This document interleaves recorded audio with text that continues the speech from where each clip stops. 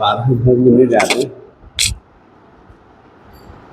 और भव तो असंख्यात अनंता होते हैं। यदि भव की दृष्टि से विचार किया जाए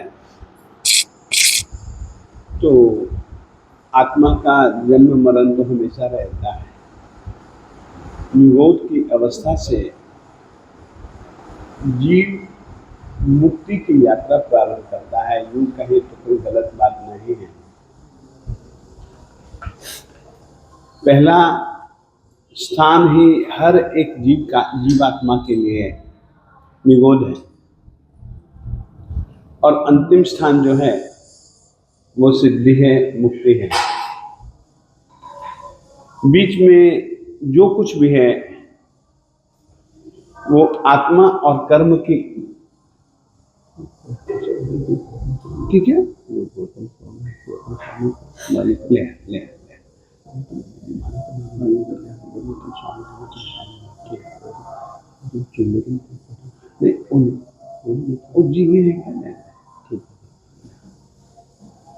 तो मैं कह रहा था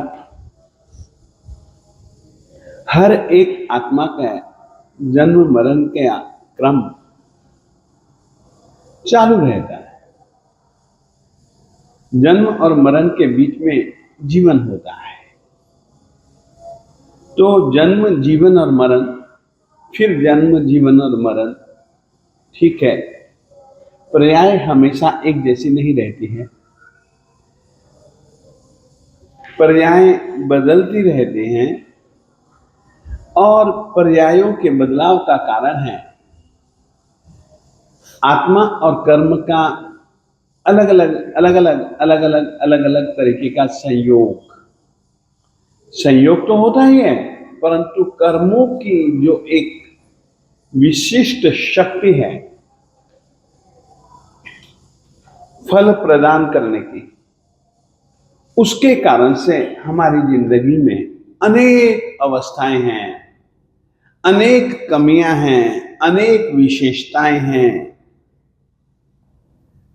अलग अलग शरीर हैं, अलग अलग तरीके की हड्डियां हैं, अलग अलग तरीके के रूप हैं, रंग हैं, अलग अलग तरीके के संयोग हैं।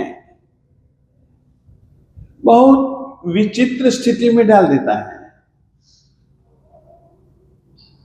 तीर्थंकर के भव भी इसी ही प्रकार के होते हैं। उनकी आत्मा को भी उनके किए हुए कर्मों के अनुसार से सुख और दुख भोगने पड़ते हैं। आपसे मैं कहना चाहता हूं, सबसे महत्व की चीज इस आत्मा के लिए अगर कुछ है तो वह है समचित्त की प्राप्ति। समचित्त की प्राप्ति का महत्व इसलिए है कि आदमी फिर सही चीजों को पकड़ना, सही चीजों को समझना, सही आदमियों के साथ में जीना, फिर वह चालू करेगा। वो केवल समचित्त के कारण से होता है। मिथ्यात्व की दशा में आदमी न तो सही को समझना पसंद करता है, न सत्य को जान पहचान पाता है। जिन्होंने सत्य कहा है क्योंकि उनके प्रति उसके दिल में कोई रुचि ही नहीं पैदा होती, और जिन्होंने सत्य कहा है उनसे जुड़े बिना तो वो सत्य हमको मिलने वाला नहीं है। इस कारण से सबसे ज्यादा महत्व समचित्त का है। समचित्त पूर्वक जीने का फिर उसके बाद में महत्व है। यदि समचित्त पूर्वक जीता है तो फिर निश्चित रूप से वह कर्म क्षय के लिए त्याग प्रधान, विरति प्रधान शैली से जीना है। फिर भोग सामग्री होना एक अलग बात है, भोगों में लिप्त बन जाना वो अपनी कमजोरी है। भोग सामग्री मिले परंतु भोग सामग्री के प्रति एक मोह, एक ममता, एक अपनत्व, एक आसक्ति, ये बुरी चीज है। अब आदिनाथ स्वामी जी संकेत को तो पा ही चुके हैं, तभी से उनके भवों की परंपरा चालू हुई। और आज का जो मैं भव कहने वाला हूं, वो भव एक ऐसा भव है, परमात्मा आदिनाथ स्वामी जी की आत्मा और आदिनाथ स्वामी जी के जो दोस्त थे, महीधर, केशव, सुबुद्धि इत्यादि, मर करके 12वें देवलोक में गए थे। और 12वें देवलोक से आखिर में च्यवन तो होता ही है, मरते तो हैं ही वे। और जिस समय मरे तो वे सभी के सभी एक ही जगह पर पैदा हुए, एक ही माता पिता के बेटे बने। और एक तीर्थंकर के घर पर जन्मे। इनके जो पिताजी थे उनका नाम था वज्रसेन, और ये वज्रसेन के पुत्र जो पहले जीवानंद वैद्य थे, जब गर्भ में आए ना मां के, तो तब मां ने 14 सपने देखे। आप ये समझो, एक तो तीर्थंकर के घर पर जन्म लेना, तीर्थंकर के पुत्र के रूप में जन्म लेना, यह सौभाग्य परमात्मा श्री ऋषभदेव स्वामी जी को प्राप्त हुआ 10वें भव में। पिताजी का नाम था वज्रसेन, माता का नाम था धारणी, और ये जो 6 मित्र थे, इनमें से 5 एक सहोदर यानी कि सगे भाई के रूप में घर में जन्मे। वज्रनाभ जिस समय गर्भ में आया तो मां ने 14 सपने देखे।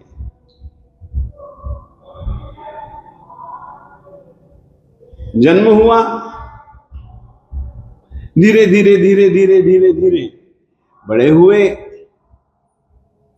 बड़ी अनूठी क्रीड़ाएं करते हैं। 5 के 5 भाई बहुत बहादुर है। समय परिवार में बहुत सुख शांति से बीत रहा था। नवलोकांतिक देवता आते हैं और वज्रनाभ के पिता श्री वज्रसेन जी को प्रार्थना करते हैं, धर्म तीर्थ की प्रवर्तावना कीजिए।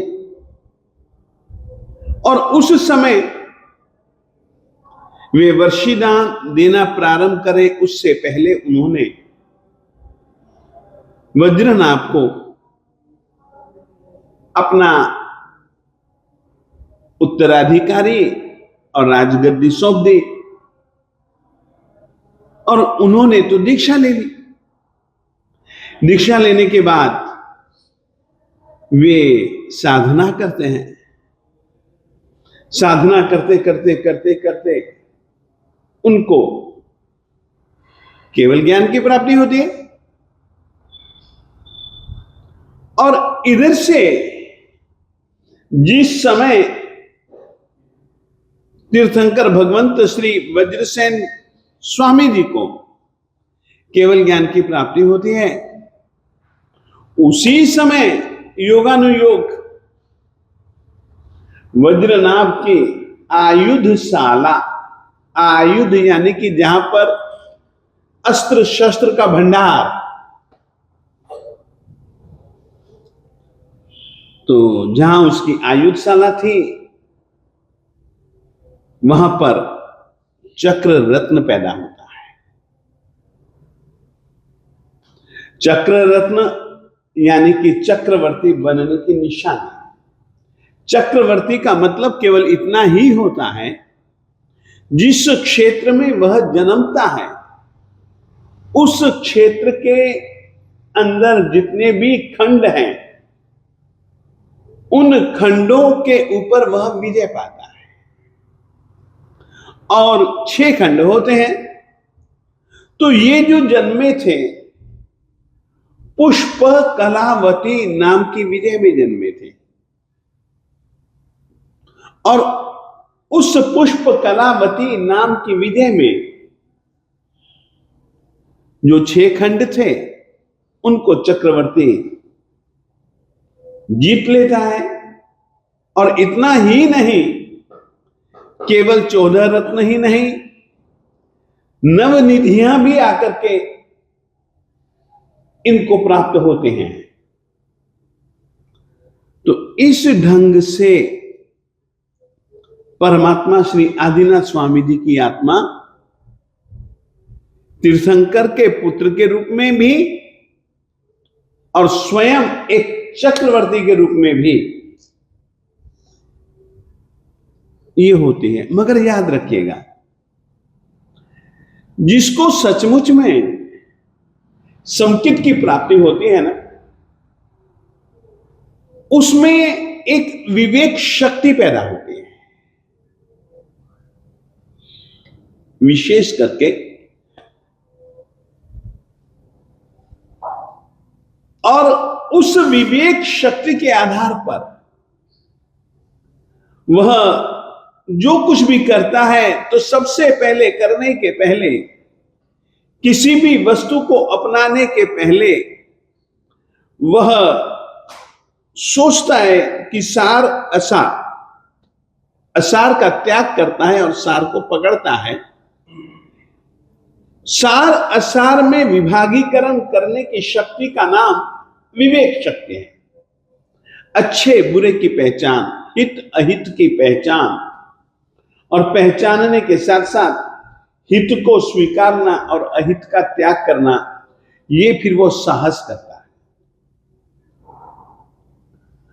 6 खंड के ऊपर विजय पाली, 6 खंड के राजाओं ने अब इसका चक्रवर्ती पने का अभिषेक किया, देवों ने भी इसका अभिषेक किया, इंद्र ने इसको अपना दोस्त बनाया, मित्र बनाया। अब एक बार क्या हुआ कि तीर्थंकर भगवंत श्री वज्रसेन स्वामी जी पुंडरीकिनी, ये पुंडरीकिनी नगरी की बात है, ये पुंडरीकिनी नगरी के राजा थे श्री वज्रसेन स्वामी जी। पुंडरीकिनी नगरी में आते हैं, चक्रवर्ती को पता लगता है। चक्रवर्ती अपने परिवार के साथ में, प्रजा के साथ में, मंत्रियों के साथ में परमात्मा की देशना सुनने के लिए आता है। और उस दिन श्री वज्रसेन स्वामी जी का उपदेश सुन करके इसको बहुत महसूस हुआ कि धन्य धन्य है मेरे पिताजी को। तीर्थंकर के जीव किसी भी चीज की कमी नहीं, इन्होंने भी संसार को असार समझ करके छोड़ दिया। मैं उसी संसार में लिप्त हो गया।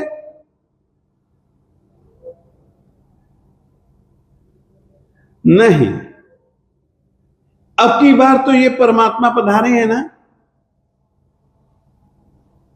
मैं भी असार संसार को छोड़ करके सार रूप संयम को स्वीकारूंगा। 64 हजार रानियां होती है चक्रवर्ती की।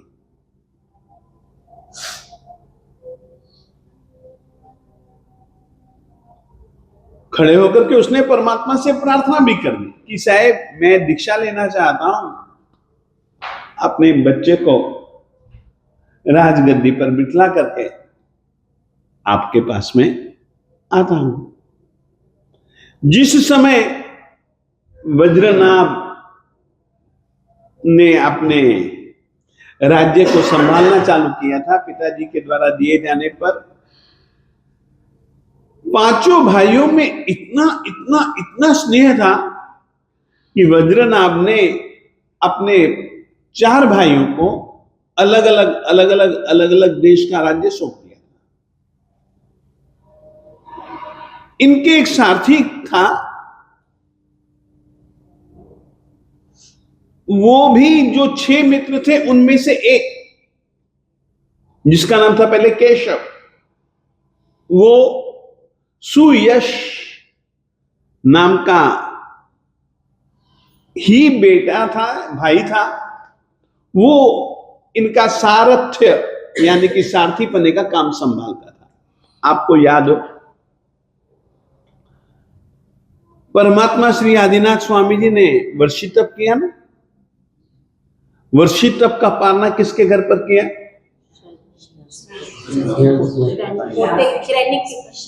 श्रेयांश। श्रेयांश, हाँ, श्रेयांश की घर। श्रेयांश पालना जब कराता है ना, तो वो कैसे पालना कराता है? इक्षु रस से कराता है। परमात्मा आदिनाथ स्वामी जी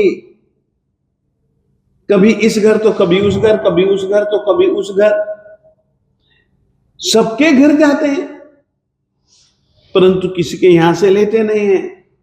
हल्ला गुल्ला होता है कि ये तो कुछ लेते नहीं है, कुछ लेते नहीं है, कुछ लेते नहीं है, क्योंकि इनको कल पे भोजन नहीं मिल रहा था।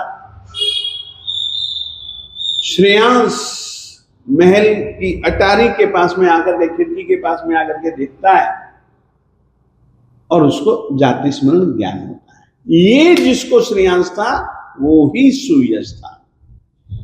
और उसी ने ही कहा था पब्लिक को, जिस समय पब्लिक ने पूछा कि तुम्हें कैसे पता लगा कि इनको ऐसे दिया जाता है, क्योंकि उसने उससे पूछा कि तुझको कैसे पता लगा कि इसको ऐसे दिया जाता है, हमसे तो कुछ लिया नहीं। उन्होंने कहा कि इनका मेरा इतने इतने भवों से संबंध है और इनके विषय में वज्रसेन तीर्थंकर की आत्मा ने कहा था कि ये वज्रनाथ आगामी 24 में, भरत क्षेत्र की 24 में पहला तीर्थंकर बनने वाला है।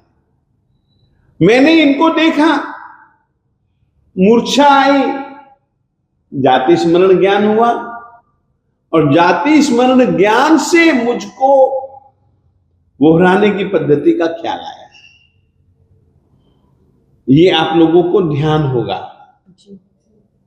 तो यही सुयश जो सारथी था, और परमात्मा ने यानी कि वज्रसेन स्वामी जी के पास में जिस समय वज्रनाभ ने दीक्षा ली, तो उस समय सारथी ने भी दीक्षा ली और सारथी का बहुत स्नेह था वज्रनाभ के प्रति। इस कारण से ये स्नेह संबंध कई कई भवों तक चलते हैं। तो इस तरीके से वज्रनाभ ने दीक्षा ली। वज्रनाभ और वज्रनाभ के साथ में 5 भाई यानी कि 4 भाई भी, और सारथी सुयश ने भी, यानी कि उन 5 में एक सुयश भी है। तो इस तरीके से दीक्षा लेते हैं। दीक्षा लेकर के इन्होंने, वज्रनाभ जी ने विष स्थानक पदों की आराधना की और आराधना करते हुए ही जीव मात्र के कल्याण के लिए मैं अपनी शक्ति का प्रयोग करूंगा, प्रयोग कर सकूं, इतनी मुझको शक्ति चाहिए। और ये परोपकार के भावों से, देखिए एक बात याद रखिए, तीर्थंकर वही बन सकता है जो आराधना भी करता है तो परोपकार का भाव अधिक उनके पास में होता है।